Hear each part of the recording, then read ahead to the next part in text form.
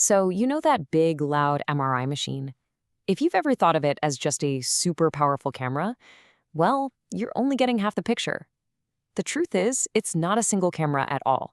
It's more like a highly sophisticated digital toolkit, and it's designed to solve some of the toughest puzzles in medicine. But let's start with a feeling I bet a lot of you know, that moment you slide into the machine. You hear those noises, right? The loud clanks, that rhythmic buzzing, and the voice telling you, hold your breath, don't move. It feels a little strange, maybe a bit futuristic, but none of those sounds are random. They are the sounds of some pretty incredible technology getting down to business. So what is actually going on inside that tube? What kind of secrets is all that noise unlocking from inside your body? Well, that's exactly what we're going to break down. To really get what the MRI is doing, you first have to appreciate what it's trying to take a picture of. And honestly, the human body is an incredibly difficult subject to photograph. I mean, think about it. Even when you're trying to lie perfectly still, you're not. Your heart's beating, your lungs are moving. On top of that, all your insides, fat, water, muscle, it can all kind of look the same.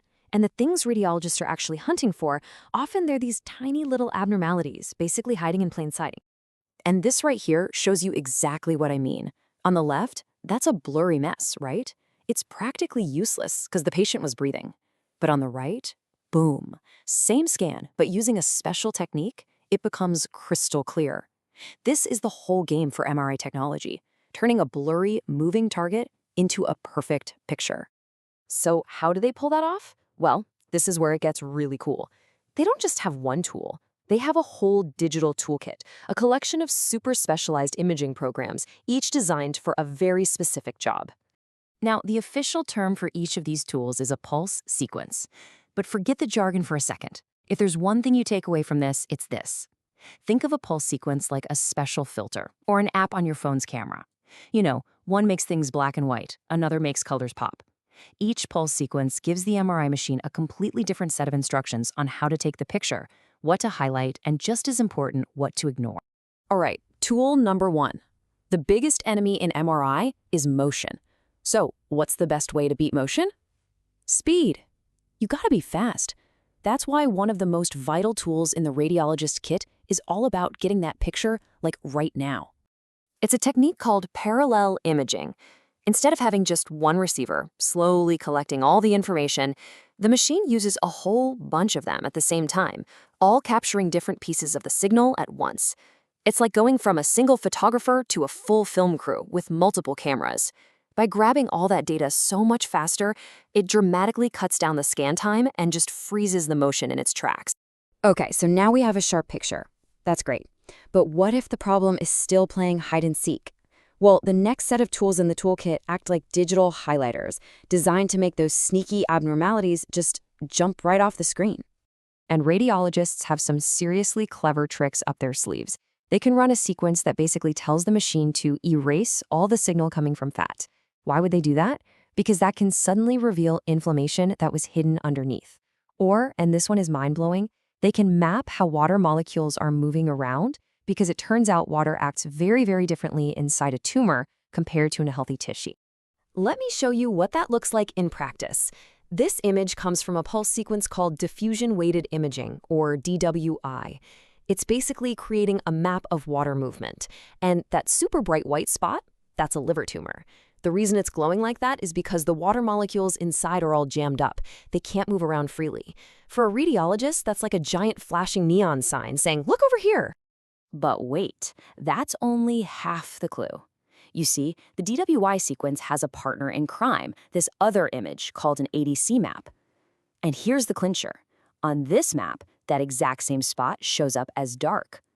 And that combination, bright on one, dark on the other, is the smoking gun. It's what radiologists call true diffusion restriction. It's like a diagnostic fingerprint.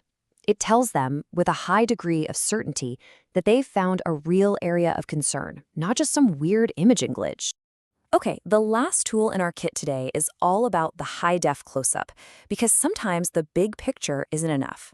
To make the absolute right call, you have to get in there, zoom in, and see the tiniest, most critical details with incredible precision. And this is where the rubber really meets the road.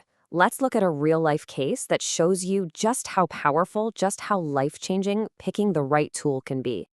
Okay, so what are we looking at? On the left, you see a standard scan of a rectal tumor. On the right is an image of the exact same tumor, but this time it was taken with a special, high-resolution, small field-of-view pulse sequence. You can think of it as a super-powered digital zoom lens.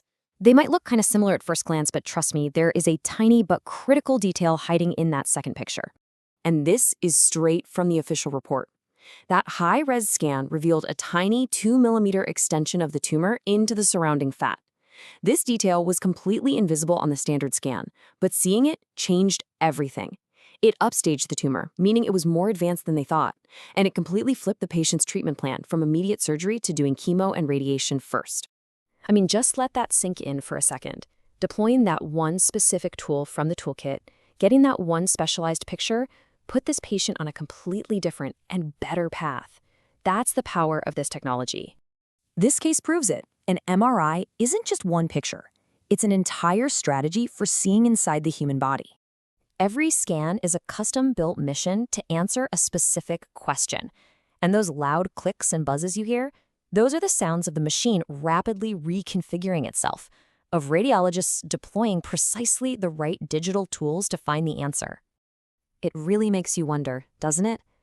As these incredible tools get even faster, more precise, and now, with the help of AI, even smarter, what new mysteries of the human body are we going to be able to see and solve next?